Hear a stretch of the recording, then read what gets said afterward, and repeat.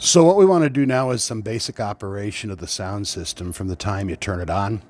We've already talked about getting it turned on. So let me pass the microphone to Tom and we'll go from there.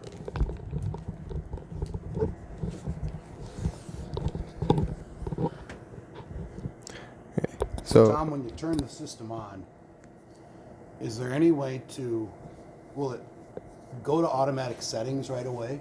Yeah.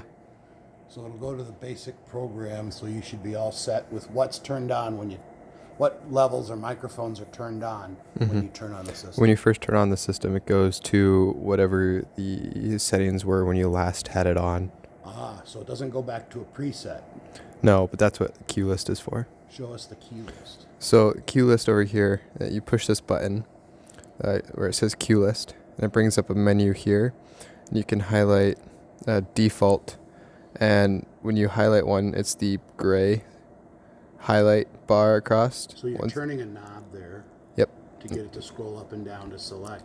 Yep, and then once you have whatever one you want selected, so the default, and you come back down here, you press recall, and it's now active.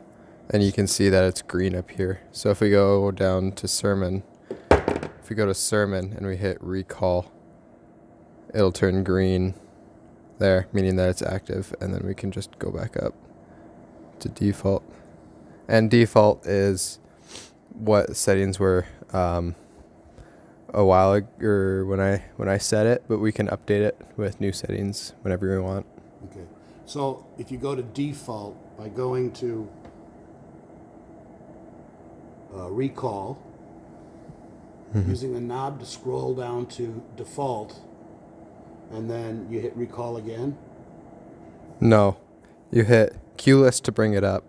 Bring up cue the list. Do that. Cue list brings up the list. So if you go back to the main menu here, Okay. cue list turns on. Okay. Is lit up. So you touch it, and it brings up the cue list menu. You can scroll to whichever one you want. And you want to scroll to default.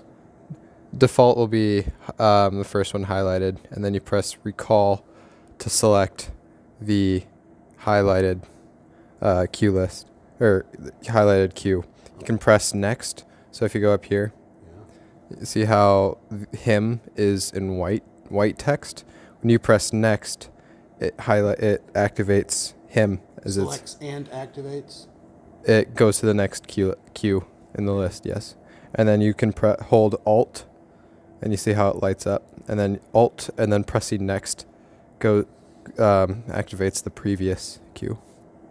Okay, so you can move around to those presets for walk us through the different presets. So default is just during opening readings, or opening announcements, the readings, all that fun stuff. If we go to next, hymn, if we go to the video mix, and default, if you look here, the congregation mic is turned down a bit, but when you go to hymn, it brings it up to full volume. So, so the volume of the congregation is brought up to full in the video. So instead of messing or adjusting the individual levers, you can just keep selecting presets, and they'll adjust anything that needs to be adjusted for. Go through the presets. So we've got default, and we've got hymn. If you come down to next is sermon. Sermon's in white text, so I can just press next on the button here. But if you look at the congregation mic level here, when I press next to go to the sermon, it brings it way down. So it brings focus off of ambient noise from the congregation and puts it just on the pastor. So you'll still hear the crying baby, but not as loud. Correct. Okay. Yeah. And what's next up here? Just go take us through those. Next is bells, and it sets levels here for balcony piano and bells. It turns on bells, but it leaves balcony piano off, because if it's just bells and no balcony piano, then you're set. But if the balcony piano is accompanying it, all you have to do is turn it on, because it already has levels set for the balcony piano. So show us the basic bells setting is what? What's on with the basic bells setting? So with the basic bell setting, Here. yep, you have in the show mix. You have to turn the bells on, the master on, but the fader is all the way down.